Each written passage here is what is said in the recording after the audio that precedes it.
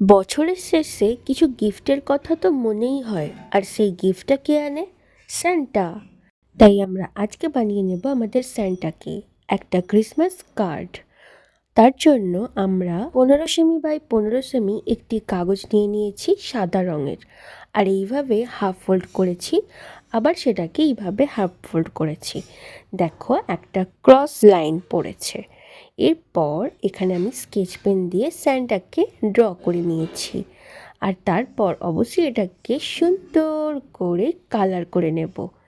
এই আমাদের হয়ে গেল কালার। কেমন হয়েছে? তোমরাও এরকম করে অবশ্যই করবে। এরপর আমরা এটাকে কাঁচি দিয়ে এই লাইন বরাবর কেটে নেব। আমি যেমন করে দেখিয়ে দিচ্ছি তেমন করেই কিন্তু কাটবে, তাহলে খুব সহজ হবে।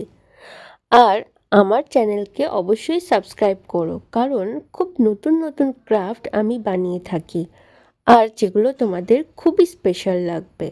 তাই আমার সাথে ক্রাফট এবং ড্রয়িং করতে অবশ্যই আর্টিস্ট কোহেলি চক্রবর্তীকে সাবস্ক্রাইব করো, আর পাশে থাকা বেল আইকনটিকে অবশ্যই প্রেস করবে, যাতে সব ভিডিওগুলো তোমরা পেতে পারো।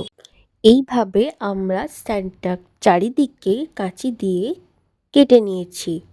এরপর এইভাবে ভাঁজ করব, দেখো হাফ ফোল্ড করে, আর তারপর ঠিক এইভাবে মাঝখান থেকে ভাঁজ করেছি একদিকটা, অপর দিকটাও একইভাবে ভাঁজ করলাম। আবার জিনিসটাকে উল্টে নিয়ে সেমভাবে ভাঁজ করব। আর এরপরেই প্রায় আমাদের কমপ্লিট হয়ে গেছে ক্রিসমাস কার্ডটি।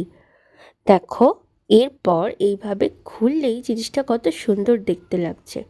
তারপর এইভাবে আরেকটি ভাঁজ ফেলবো, আর খুব মন দিয়ে দেখো, এইভাবে দুটি আঙুল দিয়ে হাতগুলো মাঝখানের দিকে ঢুকিয়ে এইভাবে আমরা রেডি করে নেব। আর তারপর একটি কাগজ নিয়েছি, যার মধ্যে এই স্যান্টার কাগজটি পুরোপুরি কভার হয়ে যায়। এইরকম হাফ ফোল্ড করে নিয়েছি, আর এটাকে আঠা দিয়ে দুদিকটা ভালোভাবে লাগিয়ে নেব, যাতে কাগজটির মধ্যে স্যান্টাটা ভালো করে লেগে থাকে। ওপরের কাগজটিকে এইভাবে মুড়ে দেব, আর একটু কিছুক্ষণ রেখে দেব যাতে এটা শুকিয়ে যায়। তারপর এই কার্ডটির উপরে উইশ ইউ মেরি ক্রিসমাস লিখে নিয়েছি। ব্যাস, আমাদের কার্ড রেডি। তো ফাইনালি আমাদের কার্ডটি কেমন হলো দেখার জন্য এইভাবে আস্তে আস্তে খুললাম। দেখো, কার্ডটা কত সুন্দর লাগছে। তোমার বন্ধুদের সাথে অবশ্যই শেয়ার করো, আর তোমার বন্ধুদের কার্ডটি তৈরি করে এবছরের ক্রিসমাসে অবশ্যই মেরি ক্রিসমাস লিখে উইশ করো। কেমন লাগলো কমেন্টে জানাও কিন্তু।